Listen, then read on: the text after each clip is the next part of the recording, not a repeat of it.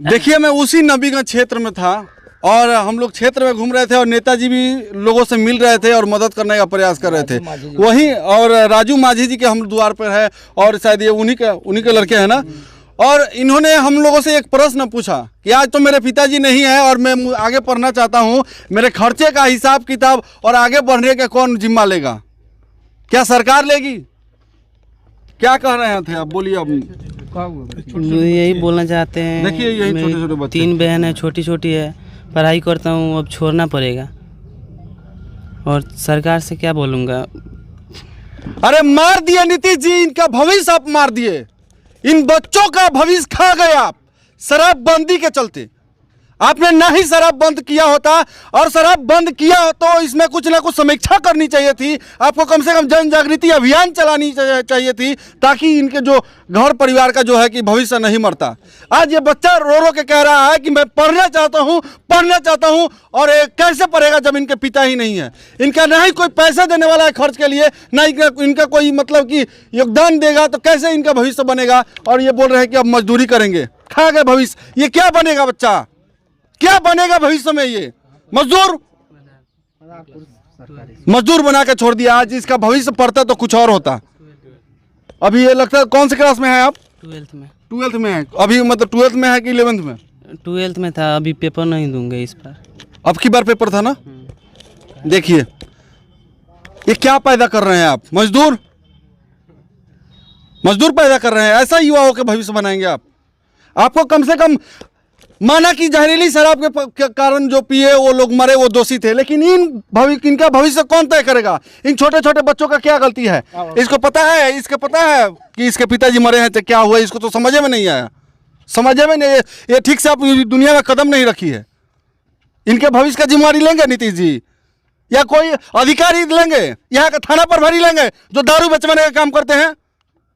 यहीं पर मैं आया था 2 दिन पहले रिपोर्टिंग करने, तो सारे लोग बोल रहे थे कि बिजली कटवा कर दारू माफिया और थाना प्रभारी मिल करके यहाँ दारू कटवाने का काम करते हैं, लेकिन है कोई आवाज उठाने वाला नहीं। यहाँ के जनप्रतिनिधि भी जिम्मेवार होंगे, यहाँ के जो लोग अभी वर्तमान में है कार्यकाल में, वो लोग भी जिम्मेवार हैं। सबको पता है कि बिजली कटवा करके सारे लोग रो रहे थे, बता रहे थे कि बिजली कटवा करके शराब बिचवाया जाता है, लेकिन बात है कि इन लोगों की भविष्य की। अब की बार ही इंटर का इस बच्चे का परीक्षा है, कैसे लिखेगा ये परीक्षा? अब तो बोल रहा है कि बच्चा देंगे नहीं एग्जाम। क्या तय होगा भविष्य का? और यहीं आए हैं पप्पू यादव पार्टी के, जन अधिकारी पार्टी के प्रेमचंद सिंह जी आए हैं जो राष्ट्रीय महासचिव हैं और आए हैं। अब इन्हीं से बातचीत करेंगे। सर, क्या होगा इनके परिवारों का? देखिए, बिहार इस शराब के कारणों से जिस तकलीफ़ में है, इस तकलीफ़ से आज हमारा गांव बाला लकड़ी नबीगंज जिला सिवान एक बार फिर दुख दर्द में है। हम लगातार लोगों से मिल रहे हैं। बेशर्मियत भी शर्मा जाना चाहिए था जब गरीब का घर उजड़ चुका है। सरकार को भी आत्मसात करना चाहिए था जब माझी परिवार बिंद परिवार के लोग जो सबसे ज़्यादा हमारे इस इलाके में गरीब हैं, पीड़ित हैं और सबसे ज़्यादा इस शराब से मरे हैं। बगल में 2 भाई एक साथ, बगल में 5-5 बेटियों के पिता आज दुनिया में नहीं हैं, बगल में जिसका कोई नहीं है, पड़ोस की एक दादी चाची आकर के पूछने पर बोल रही हैं कि हम बेटियों को देख रेख करेंगे। इससे बड़ा बुरा हाल इस बाला गांव के लिए और हम सब के लिए क्या हो सकता है? सवाल ये नहीं है कि दोषी कौन है, जवाबदेह कौन है, जिम्मेवार कौन है। सवाल ये होना चाहिए कि इन बेवा और बेटियों और बच्चों का भविष्य क्या होगा, इनको कौन देखेगा। आज तो ये कह रहा है कि हम एग्जाम भी नहीं देंगे। इनकी शिक्षा, इनकी परवरिश कौन करेगा? हम सीधा मांग करेंगे, सरकार से मांग करेंगे, नीतीश कुमार जी से मांग करेंगे। तो हठ धर्मिता को छोड़ दीजिए। और इस तरह से बिहार में शराबबंदी के कारणों से जो परिवार बेघर हो जा रहा है, जो बच्चे अनाथ हो जा रहे हैं, जो बेटियां, जो महिलाएं बेवा हो जा रही हैं, उनके लिए कम से कम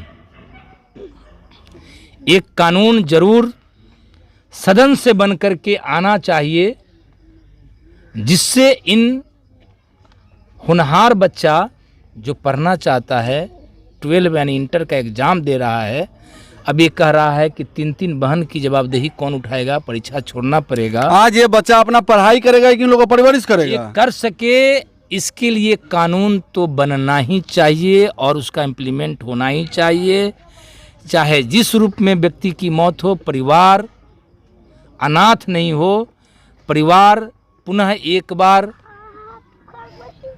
गलत रास्ते की ओर नहीं जाए, मजबूर हो करके उसे आत्महत्या के कगार पर नहीं जाना पड़े, इसके लिए इनकी मुआवजा तो बनता ही है। इसलिए नीतीश कुमार जी, पिएगा तो मरेगा का वचन को वापस लीजिए, और जो पिएगा हो गई मौत, उसके परिवार को सरकार देखेगा, इसकी घोषणा करनी ही चाहिए। एकदम करनी चाहिए, नहीं तो इनका भविष्य समझ में नहीं आ रहा है। आपके ही सवालों का यदि मैं जवाब बिना पूछे आपको दूं, तो नेताओं से भरोसा उम्मीद मत रखिएगा। और यहाँ खरे और स्पिरिट प्रभावित लोग और जनता से भी मैं कहूँगा कि नेताओं पर भरोसा करना आप लोग छोड़ दीजिए। हम भी आज कर रहे हैं, करके चले जाएंगे, लेकिन एक बार हम व्यक्ति समाज को इस शराब के खिलाफ हम लोगों को खुद विचार करना ही चाहिए, और हम सब को एक साथ सामूहिकता से निर्णय लेना ही चाहिए कि यदि यह खराब है, यह जहरीला है। मैं लगातार कह रहा था कि जहरीली शराब कोई नहीं है, शराब ही जहरीला है। जहरीला होता ही है तब तो हमारे शरीर में जा कर के वो हमसे अलग एक्शन कराता है, या नुकसान कराता है, या अभद्रता कराता है, या शरीर में जहर फैलाता है। जहर है तब तो जहर जहरीला है। इसलिए किसी भी तरह का शराब का सेवन हम न करें, यहाँ खरे समाज को निर्णय लेना ही चाहिए। आज और इनका बच्चे भविष्य के जो है, भविष्य के बारे में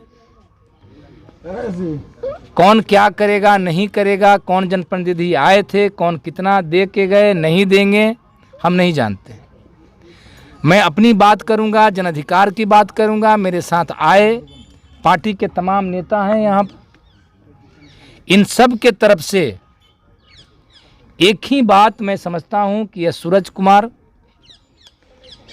ये अपने परिवार का सूरज है, अपने पिता का सूरज है, जो आज दुनिया में नहीं है। ये समाज का सूरज होगा, यह इस पंचायत और जिले का सूरज होगा।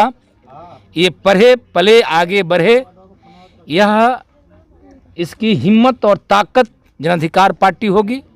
यह जवाबदेही के साथ इसकी पूरी शिक्षा। क्या मतलब जन अधिकार पार्टी इनके पढ़ने के खर्चा उठाएगी क्या? आप पूरी बात सुन लीजिए मान्यवर। जन अधिकार पार्टी पूरी खर्च ये जहाँ तक पढ़ेंगे यह उठाने का काम करेगी। ये इन पर निर्भर करता है, इनके माता पर निर्भर करता है, और यहाँ खरे समाज जो सुन रहे हैं उन पर निर्भर करता है कि कहाँ तक इनको पढ़ाने का हिम्मत सब लोग दे रहा है। पहला हिम्मत मैं खुद जन अधिकार पार्टी के तरफ से मैं दे रहा हूँ कि ये आगे पढ़ें। मैं व्यक्तिगत अपने खर्चों से इनको पढ़ाने की घोषणा करता हूँ। पार्टी के तरफ से सभी के जितने भी आज हमारे साथ हमारे पार्टी के महासचिव उपाध्यक्ष ओम प्रकाश गुप्ता जी, हमारे फिरोज आलम जी, हमारे दिलीप जी, हमारे संतोष जी, हमारे पवन सिंह जी, हमारे बबलू जी, यहाँ के भी स्थानीय कुछ ग्रामीण पूर्व मुखिया, वर्तमान मुखिया तो नहीं हैं, कुछ हमारे सभी लोग यहाँ पर खड़े हैं। इन सब की सहयोग और प्रेरणा से इस बच्चे की पढ़ाई परवरिश की मैं खुद जवाबदेही लेता हूँ। फिलहाल आज 5,000 रुपया, ताकि पिता के नहीं रहने के बाद पता नहीं घर में कुछ नगद या राशन है अथवा नहीं, हम नहीं जानते, आप भी नहीं पता होगा। हमको भी कहाँ से कैसे सोच पता होगा? में परिवार गुजर रहा होगा। मेरे तरफ से, आज पार्टी की तरफ से आदरणीय नेता के आदेश पर मैं आया हूँ और मैं दे रहा हूँ। आगे इनके साथ माँ की तरह और एक बड़ा भाई की तरह मैं खड़ा जीवन भर रहूँगा। और सूरज कल का इस गांव और इस इलाके का सूरज आगे बढ़े और हम सब प्रकाशित हुए, शुभकामना दे करके जा रहा हूँ। मैं राजू बिंद जी को मैं लौटा नहीं सकता हूँ, माझी जी ना, लौटा नहीं सकता हूँ, लेकिन उनके परिवार की परवरिश हम सब की जवाबदेही बनती है, इसकी मैं घोषणा करता हूँ। और यहाँ पर प्रेमचंद सिंह जी आपके पढ़ाई का पूरा खर्चा देने के लिए तैयार हैं। क्या आप आगे पढ़ेंगे? हाँ, पढ़ाई करूँगा मैं आगे। और क्या कहिएगा सरकार से, जो सरकार ने आपके पिता का जो साया था वो छीनने का काम किया? जब सरकार ही करवा रही है तो इसमें मुझे क्या कहना है। चलिए, देखिए आज एक लड़का टूट चुका था और इन्होंने मतलब कह दिया था सभी के सामने कि मैं आगे की जो पठन पाठन की व्यवस्था है मैं बंद कर दूंगा और आगे पढ़ूंगा नहीं। लेकिन धन्य वो कुछ नेता लोग भी है जो वो काम सही से कर जाते हैं, समाज में कुछ हौसला देके जाते हैं, कुछ पैसों की मदद करके जाते हैं। वहीं प्रेमचंद सिंह यहाँ पर आए और इस बच्चा को वो हौसला दिया और हौसला के साथ साथ उन्होंने कहा कि आगे की जो पठन पाठन की व्यवस्था है उसकी जो खर्च होगी वो हम देने का काम करेंगे। और कितना आप मदद किया अभी?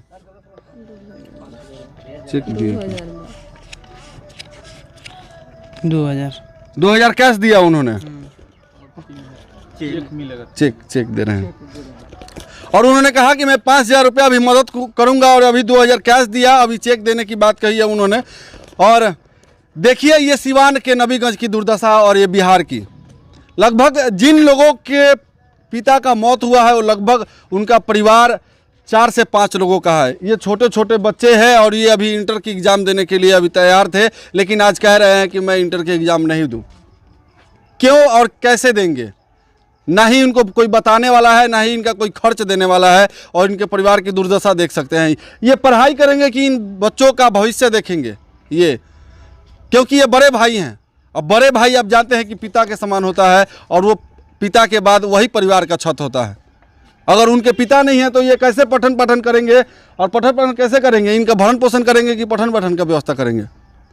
मैं तो सिर्फ प्रयास कर रहा हूं, लेकिन आप सभी लोग अगर इस वीडियो को शेयर करने में अगर प्रयास कीजिए और ये इसको ज़्यादा से ज़्यादा फैलाकर और जो है कि जनमानस में पहुंचाने का काम करें, सरकार तक ये मैसेज जाए, तो शायद इन लोगों के लिए कुछ हो पाए। जैसा कि कहा गया, पहले भी मैंने कई वीडियो में कहा कि जितने भी पीड़ित परिवार है, कम से कम मैं मुआवजा की बात नहीं करूंगा, मैं ये बात करूंगा ताकि इन लोगों का जो पठन पाठन की व्यवस्था है, इनके लिए पढ़ने के लिए कोई कार्ड, कोई स्कीम लॉन्च किया जाए जिसके चलते इनको पठन पाठन की व्यवस्था मिल पाए। जैसे आयुष्मान कार्ड बनता है इलाज के लिए, वैसे ही इनको पढ़ने के लिए भी वो कार्ड बनना चाहिए जो ये लोग आगे पढ़ पाए। नहीं लोग तो ये भविष्य क्या तय करेंगे? आज ये इंटर में पढ़ रहा है लड़का, आज कह रहा है कि मैं पढ़ाई नहीं करूंगा, तो आगे की भविष्य क्या होगी, कैसे होगी, कोई बता नहीं सकता। फिलहाल मैं प्रयास कर रहा था। मैं हरिराम यादव, आप देख रहे हैं सूचना केंद्र। फिर मिलेंगे अगले वीडियो में नए टॉपिक के साथ। नमस्कार।